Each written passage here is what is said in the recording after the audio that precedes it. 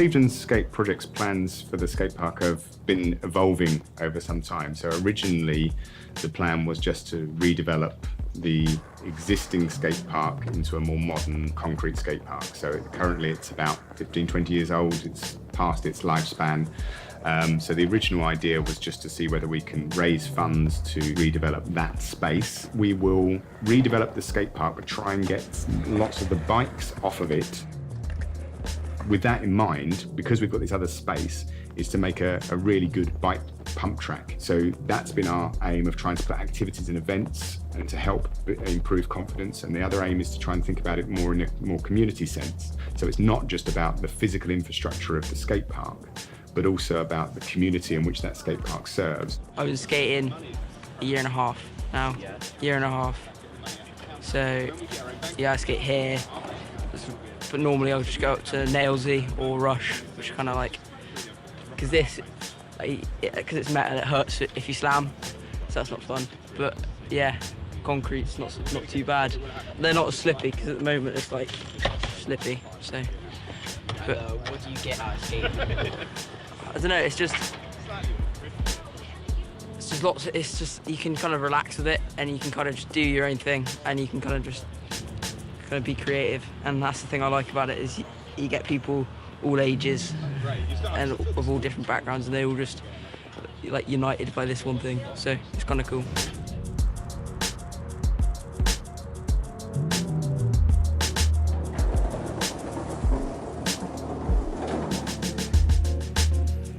My name is Rachel Sherlock, and I'm a skateboarder that grew up in Clevedon, but I now live in London, where I work as the senior studio technician at ITV Daytime.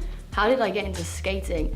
I think for people my generation, most of us that skate kind of learnt it through the Tony Hawk Pro Skateboarding video games that came out. There was a shop in Bristol called 50/50, and they used to have a skate team. We didn't really have any social media back then, so I literally think one kid in my street had started skateboarding and the rest of us were playing the video game.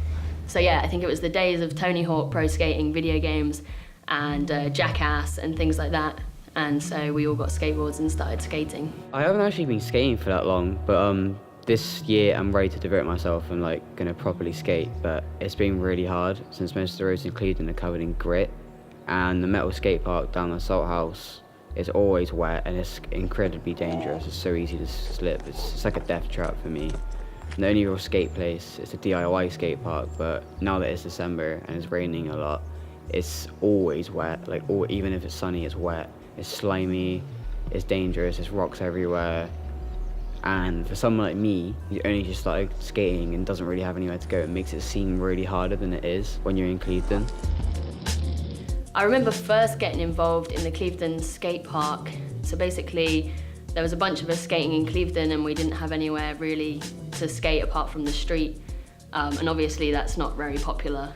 And we were attending a youth session at the Barn, which was opposite Safeway, which is now B&M, I think. So yeah, so they organised sessions for us, and we formed a group called Skate On, which was SK8 and the word on. And we started getting meetings with the council and started getting funding together. And I was really young. I remember I was the only girl on the part of the group, and a lot of the boys were older than me. And I remember we got this really important meeting with the council. But one of the older boys was kind of pitching the idea of how we wanted the skate park to look and what kind of things we wanted in it. And at the time I knew nothing about skate park development. And had I known what I know now about skate parks and the best kind of skate parks that are out there, is that I wouldn't have encouraged them to have designed Clevedon the way they did. Clevedon's kind of made of metal, and as it's located down the seafront, it means that early morning, even if it's a really sunny morning, it has a lot of condensation on the ramps, which is really bad, which basically makes it unskateable for part of the day. Also in summertime, they're metal ramps, so then they get absolutely boiling. There was a newspaper article for a woman who'd put her baby down on one of the ramps on the hottest day of the year, not in Clevedon Skate Park, but in one that was very similar. And I think the baby got severely burnt. So I know moving forward that the best skate parks that are out in the UK and around the world are made of concrete, and it's like a quick drying concrete. So I think if Clevedon was ever to be redesigned, they should definitely go for like this quick drying concrete, and it kind of makes it flow and it makes it nice to look at, which I think is really important, because if you're gonna develop a skate park into a community like Clevedon where the beach is so popular and you can walk along the promenade, you want families and anyone that visits it to kind of like see it and think, oh wow, that looks really nice, where like metal ramps and tarmac just don't kind of go with the landscape and the architecture. So I think definitely the way forward if we get a new skate park is to look at like concrete. I've been using a skate park since I started, a year and a few months. Yeah, for me it's about the same, because obviously we both live there, we're both mates, so the metal is obviously less forgiving when you land on it, especially the coping and all that.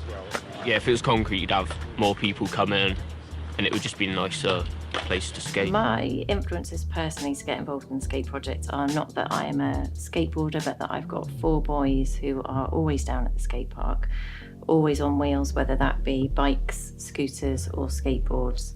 And I really wanted to see some renovation happening where they would have better facilities for themselves, for further generations to come, and where we could see more involvement across the ages and the sexes, and so there'd just be more of the community involved in something exciting going on for Clevedon, which at the moment doesn't have very much going on for young people.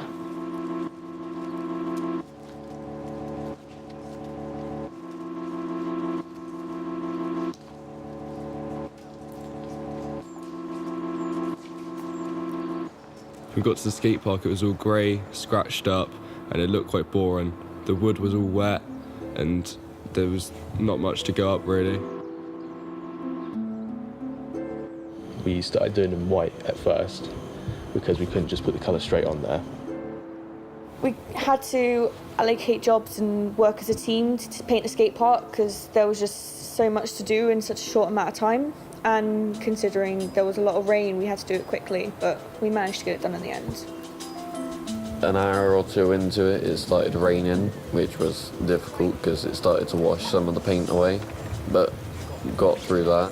And throughout the day, we started moving to the orange colours. Clevedon DIY gave us paint for the skate park, and it just helped us really well. A man from the cafe next to the skate park brought us down some drinks to help us keep going with our project. By the end of the day, the skate park was looking very good. It was a massive improvement over what it was.